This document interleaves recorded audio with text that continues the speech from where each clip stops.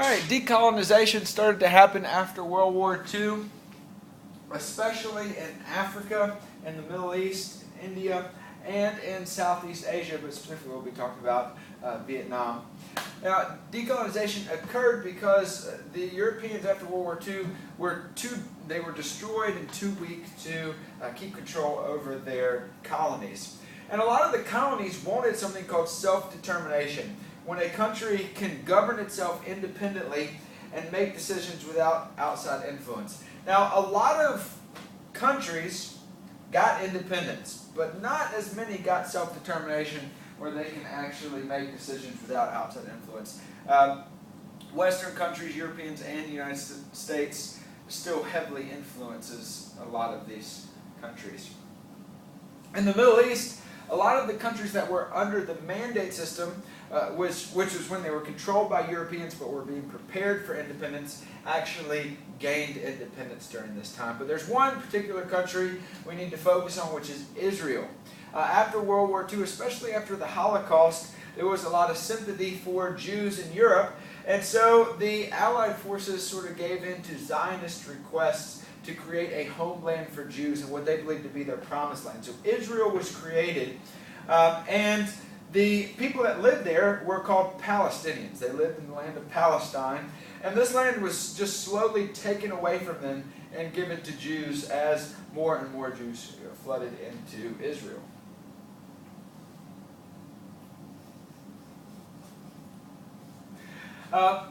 Now, as Jews lived in Israel, there was already anti-Semitism, especially in Germany with the Holocaust. But this increased, or at least continued, racism against Jews because the Muslims that were living in Palestine, were basically the land was taken from them. And so a lot of the Muslim countries gang up together, they get together to go and attack attack Israel and the Jews that live there. So, in both of these wars, Muslim nations are allied together against Israel. But Israel wins both wars because that they are helped by Western countries, specifically the United States. And each war, Palestinians lose more of their land than before. In India was ruled by the British. It was a indirect control.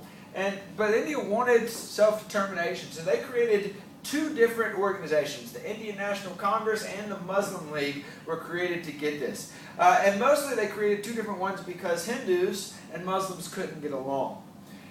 Now, the British, even though they used indirect control and treated Indians relatively well compared to other colonies, the British did do some things which made Indians not very happy. One, the first big thing is that they taxed the production of salt, which all Indians needed, and eventually they actually outlawed the production of salt.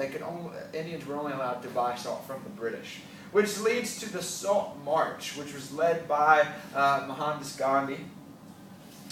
Another instance that happened was the Amritsar massacre. A bunch of British troops get together, a bunch of Indian protesters get together, and British troops actually fire on the protesters even though they weren't doing anything violently, and kill a lot of protesters. So this really gets the desire for independence and self-determination going, and it leads really to the prominence of Mohandas Gandhi.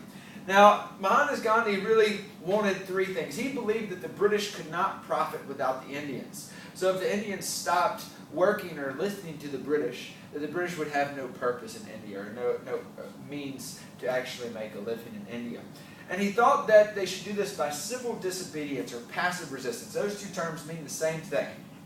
And this is using peaceful protests, boycotts, and strikes. Oftentimes they would just completely disregard the British laws. And when the British came, as they were protesting, they were not allowed to do anything violent whatsoever. Even if the British attacked them, they would not attack the British back. Mohandas Gandhi also wanted the Hindus and Muslims to get along because he thought that the disunity in the country was not helping them in their fight for independence. Eventually, Gandhi was assassinated by some radical Hindus who thought he was too secular. Even though Gandhi was a Hindu, they didn't think he was religious enough. After India was granted its independence by Britain through passive resistance or civil disobedience, the conflict between Hindus and Muslims remained. And Muhammad Ali Jinnah came up with a good plan, or a plan, maybe not a good plan, but he thought that splitting the country into several different countries would help ease the tensions. So Pakistan was made for Muslims to live in. India was made for Hindus, and Bangladesh, which was initially called East Pakistan, but later called Bangladesh, was made for both Muslims and Buddhists. And so all the Buddhists that lived, or all the Muslims that lived in India had to move to Pakistan. All the Hindus that lived in Pakistan had to move to India. And along the way, a lot of fighting broke out and millions of people were killed as these migrations were occurring. In Africa, Africa creates the African Union to promote Pan-African. This is unity among African people. The tribal conflicts that had plagued Africa and actually helped the Europeans take control and keep control of Africa, some African leaders were trying to put a stop to. And so they created the African Union to do that. And eventually this helps Africa start to gain independence. Here you can see the countries and when they actually gain independence.